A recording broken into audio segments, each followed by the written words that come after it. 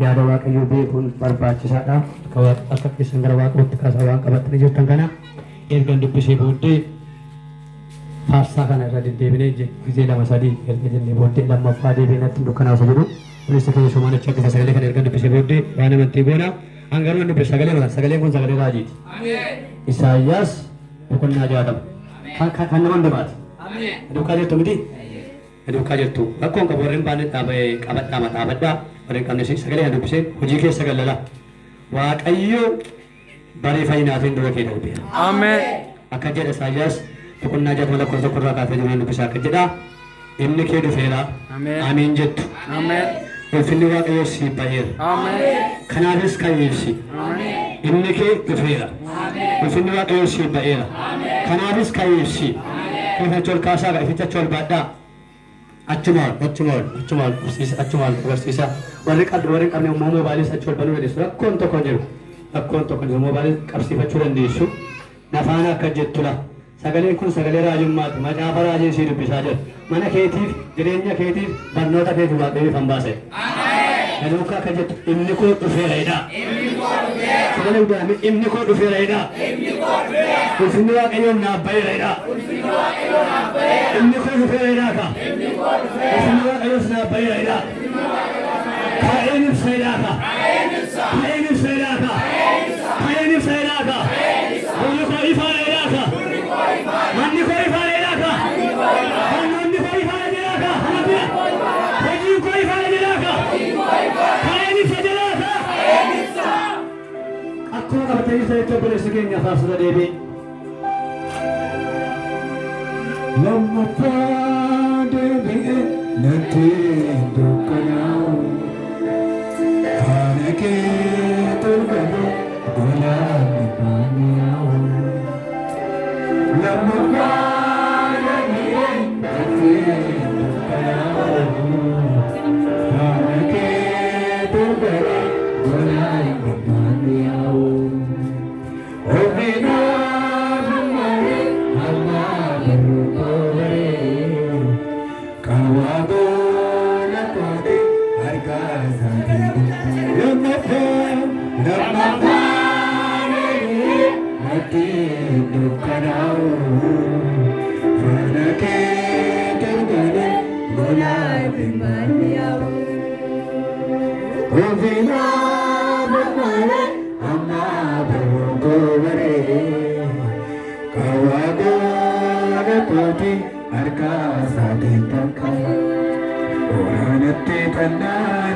Harka kootti natee gobbisaan irraa toos kan koosatti dursee dhute kan maatiin hin beekne godhuunfamaa rakkoo harka keen furamee dureessa waanni koo.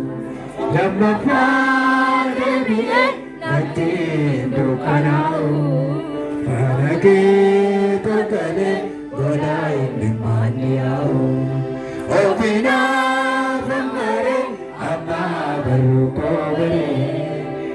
Kawaagona kooti harkaa saatii tanqee. Maalamma jaalalli kee maalamma anaaf jaalalli kee. Maalamma jaalalli kee maalamma anaaf jaalalli kee. Maalamma jaalalli kee maalamma anaaf jaalalli kee. Si argachuun koo yaa gooftaa waan hundumarraa naaf caalaa. Si keessaa tan jireenya argee si eenyuutaan si madaalaa. Si argachuun koo yaa gooftaa waan hundumarraa naaf caalaa. Si keessaa tan jireenya argee si eenyuutaan si madaalaa. Kanummaa kan kee buusaa ormatti baruu danda'e amma keetan si yaadadha si to'ata. Kanummaa kan kee buusaa ormatti baruu danda'e amma keetan si yaadadha si to'ata.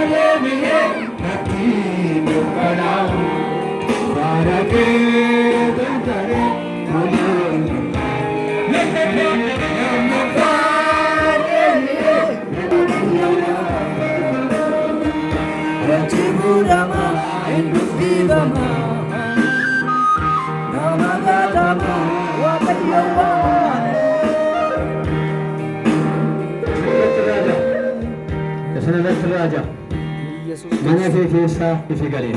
Ameen. Ilaa akkama baatte yesuutti waldaa keessa duwwaatti miti kanaan booddee mana kee keessa ifi galee. Ameen. Ilaa harkaaf xumureeraan mana kee keessa ifi galeera. Ameen. 2014 mana kee keessa ifa mul'ata. Ameen. Shaamaa magaalataatu boba'a. Ameen. Gaddi mana kee irratti hin ta'u. Ameen. Gaddi dhala kee irratti hin ta'u. Ameen. Gaddi hojii kee irratti hin ta'u. Ameen. Ani warroota tokko tokko shaamaa argisiisanii tokko tokkotti baate jechuudha. Angaruu gaafa waan hojii koo baay'inaa agartu hojii hafuuraa namoonni nuti harka taalachuutu sun shaamaa baatu na arga. Ameen. Ameen. Ameen. Maal jedhee waaqayyoon gaafa nana kajeetu bara kana keessa dhaloonni kun galata lakkuu qabu naan jedhe. Yes. Galata irraatu mana kee keessaa ba'a. Yes. Galata keessaatu galatti ijoollee koo guddaa kadhe waaqayyo. Waaqayyoon galateeffadhaa. Asitti fidaatii ta'a.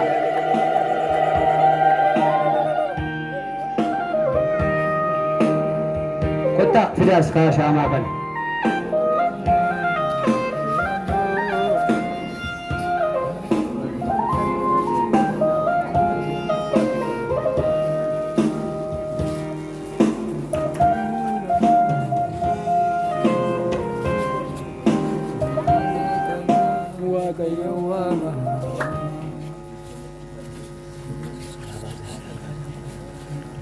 Suuta jedhaati kaa deebi'aa waaqeffannaa waaqayyo waan guddaa godha waan ta'eef.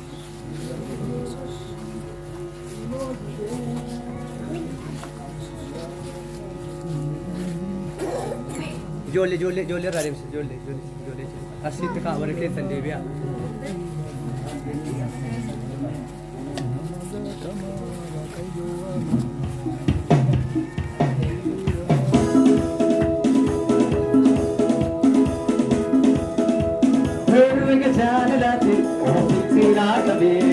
Hey,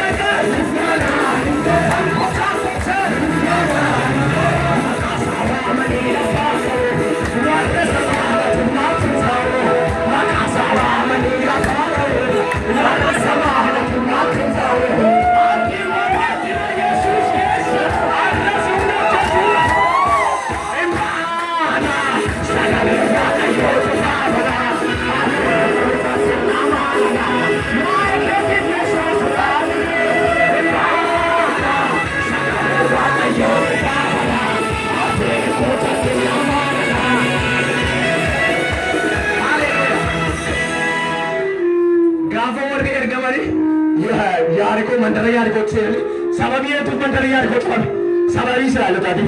Dubartittiin ishee warra ergaman sana dhoksine maalitti beektu waa'ee keessaniitu utuu si fagoo ta'e dhageeffate.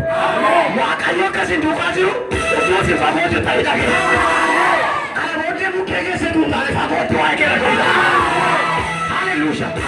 Akkeen sagalee Waaqayyo warra dhuunfootti gaafa barreessa Phaawulos isin jedhe warra fayyina foonii Kiristoos Waaqayyo duukaa.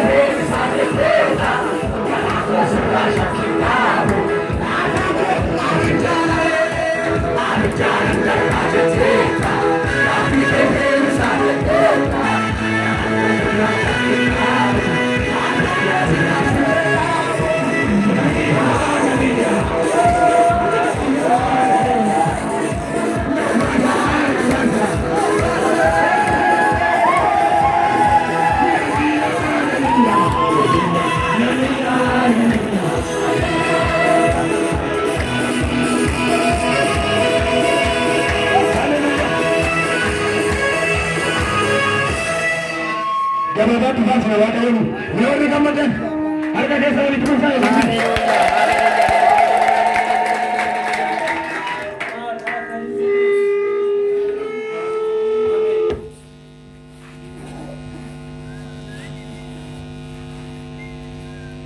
warri ba'anii sun irraa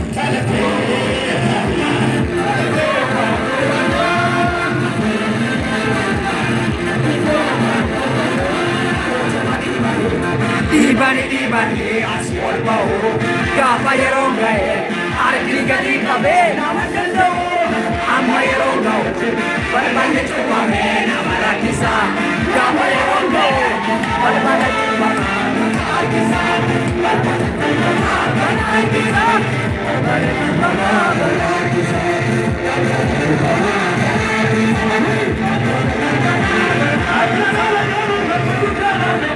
Natin nagamu ang magyora kate Banyanan tamuda kalmo jodra Balali alat e mga sairira Ang kanana nemu magmubuta wale Natin nagamu